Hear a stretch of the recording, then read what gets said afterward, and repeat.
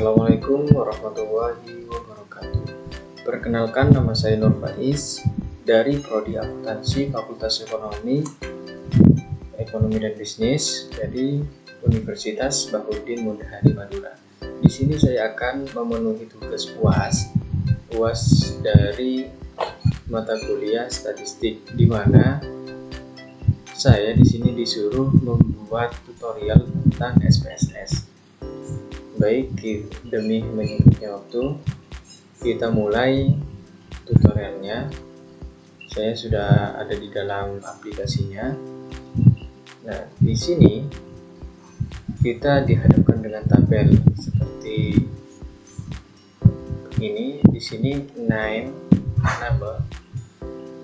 Ini dikasih nama singkatannya itu G.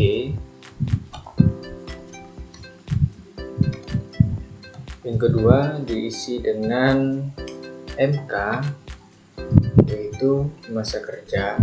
G yang tadi itu adalah gender. Yang ketiga yaitu diisi dengan P, itu pendidikan. Keempat adalah KP. Karena di dalam data yang diberikan berbentuk bilangan cacat, jadi didesimalkan, diubah ke 0 semua. Ini diubah ke 0, diubah ke 0, di bawah diubah juga ke 0.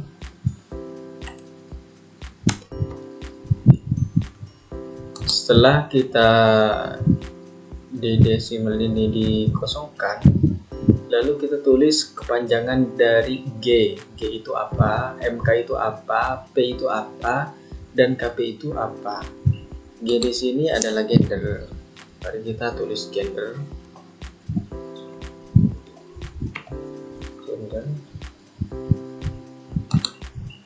Yang selanjutnya adalah MK. MK itu adalah masa kerja.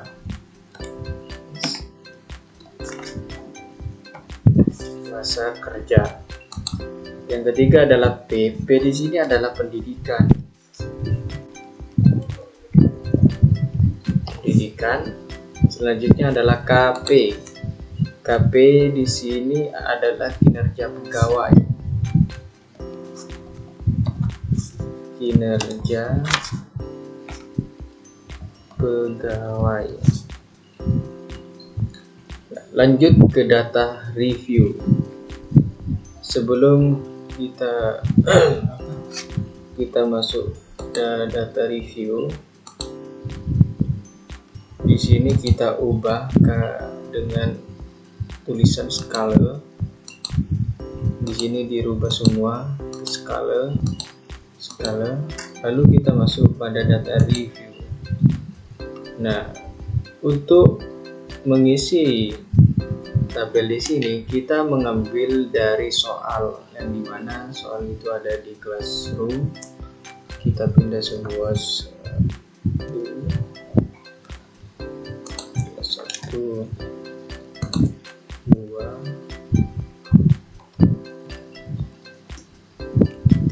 1, 2, 2, 1, 1, 2, 2, 1, 1, 1, 2, 1, 2, 1, 2, 2. Yang di sini 2 juga. Lalu yang 12 yaitu 1, 2, 1,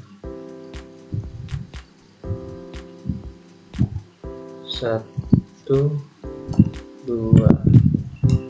Jadi di sini ada 15 tabel. Untuk MK masa kerja di sini berisi 2, 3,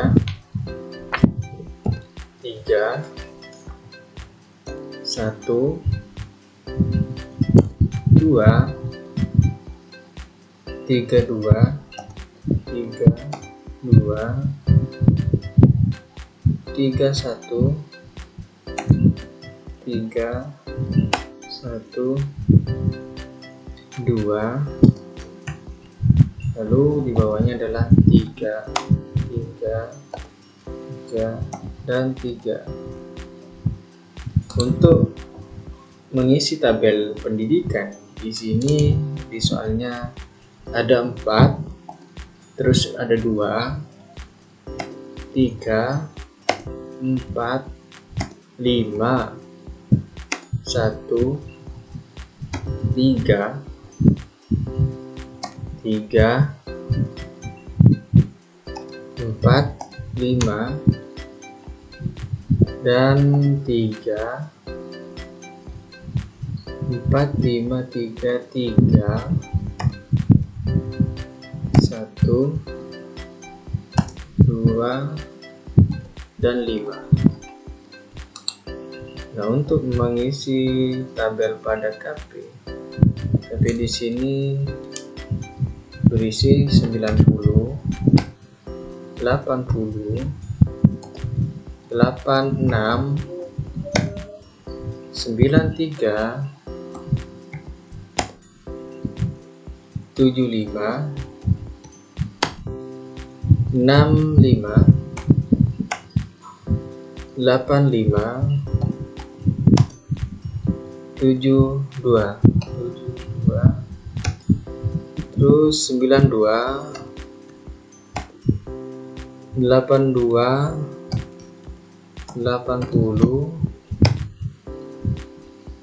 78,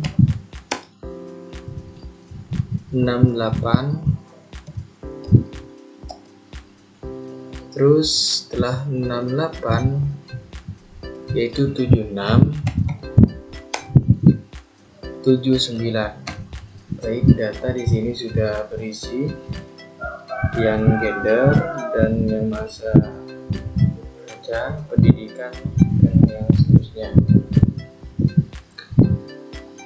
Selanjutnya kita masuk pada analis, klik analis, lalu kita pencet regression. Nah, yang ini lalu kita klik di sini linear. Nah, untuk mengisi pada dependent di atas, kita isi yang kinerja pegawai dimasukkan pada dependent. Lalu yang 3 ini, gender, masa kerja, dan pendidikan dimasukkan pada independen yang di bawahnya. Kita masukkan semua pada kolom yang di bawah ini. Setelah kita masukkan semua yang ada di dalam sini, kita pindah kepada tabel ini, lalu kita langsung masuk pada statistik. Kita klik statistik, lalu centang kolom deskriptif. Kita centang kolom deskriptif. Yang ini kita centang. Setelah kita menyentang deskriptif dan juga kita mencentang yaitu compelling, yang ini dicentang juga. Setelah kita mencentang ini, kita langsung mencentang lagi diagnostik.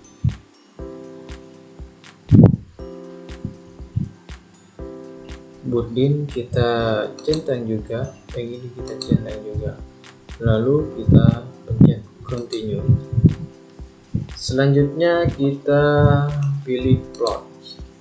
Plot di sini untuk mengisi tabel yang Y, kita di sini memasukkan spreadsheet. Ini dimasukkan pada Y. Untuk yang X di sini kita memasukkan yaitu spread. Yang di atas ini dimasukkan pada X. Setelah kita mengisi tabel Y dan juga X, lanjut di bawahnya centang kolom histogram. Setelah kita centang kolom histogram, kita akan centangkan juga normal probability plot. Nah, lalu tekan continue, lalu tekan OK. Sebelum tekan OK, kita masuk ke sini, continue as OK.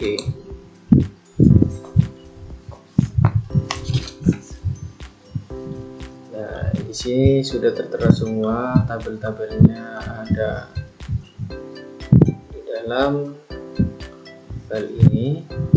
Baik, kita lanjut pada penjelasan dari hasil yang tadi kita buat. Yang pertama, kita akan menguji normalitas, yaitu pola gambar normal PP plot. Nah, yang ini PP plot, kita akan menjelaskan tentang PP plot ini. Penjelasannya, pada uji normalitas ini dikatakan normal jika titik mengikuti garis diagonal. Yang ini ya, yang tebal ini adalah garisnya. Begitupun sebaliknya. Dan pada hasil uji normalitas ini, hasil tidak normal karena titiknya tidak mengikuti garis diagonal. Baik, selanjutnya kita akan uji heteroskedatitas. Heteroskedatitas. Di mana heteroskedatitas itu?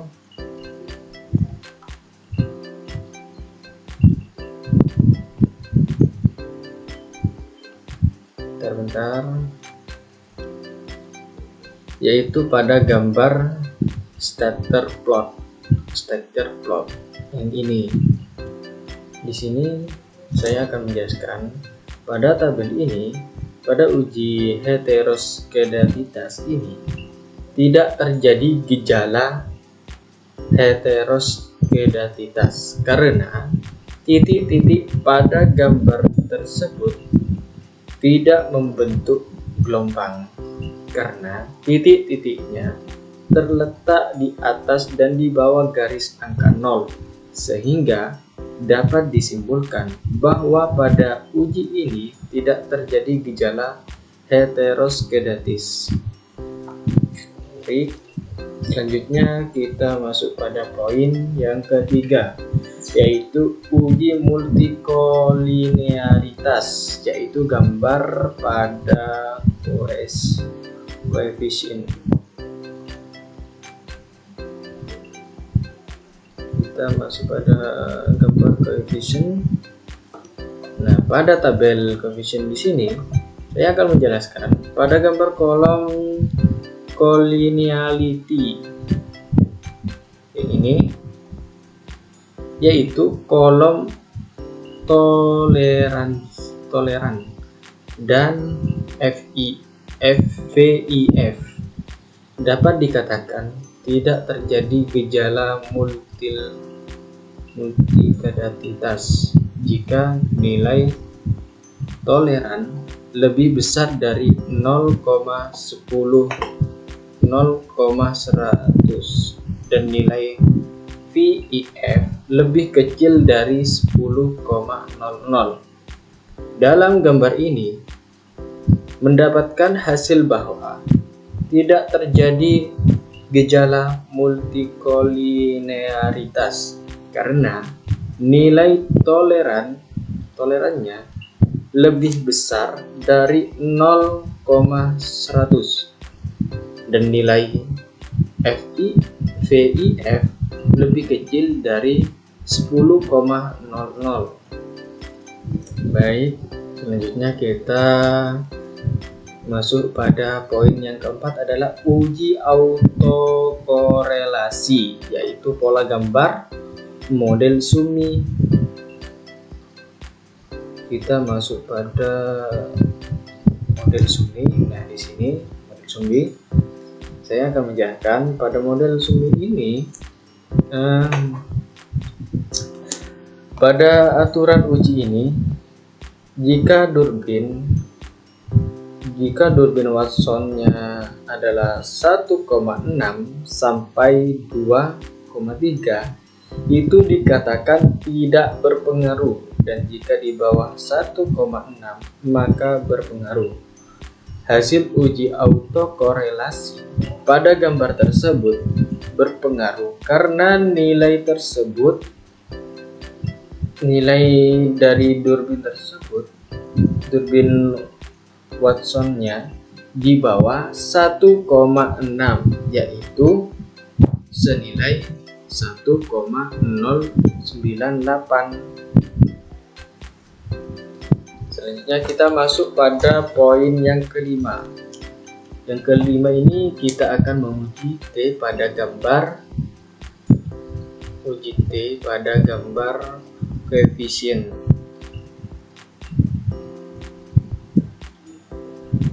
Kita masuk pada tabel koefisien.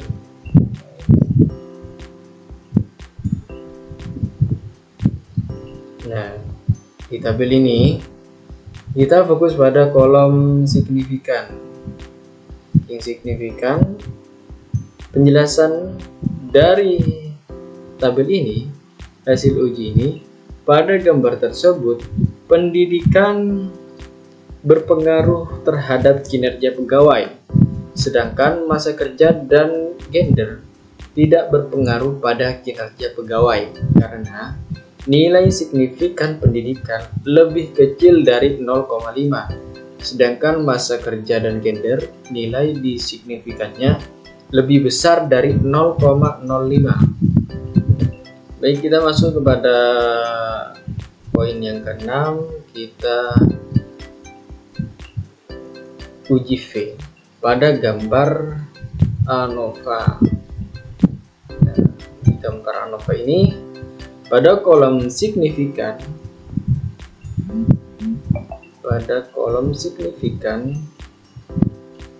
penjelasannya dari tabel ini, hasil uji F pada gambar tersebut, gender, masa kerja, dan pendidikan secara simultan berpengaruh terhadap kinerja pegawai karena nilai signifikan dari gender, masa kerja, dan pendidikan lebih kecil dari 0,5.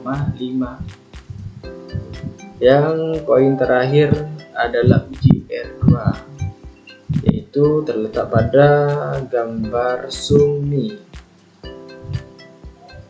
Nah, pada tabel di sini penjelasan hasil uji R kedua menunjukkan bahwa pengaruh 3 variabel yaitu gender, masa kerja, dan pendidikan senilai 0,398, atau jika dijadikan persen adalah senilai 39,8%, sehingga hasilnya menunjukkan bahwa pengaruh 3 variabel tersebut masih sangat kecil, yaitu 0,398, diambil dari kolom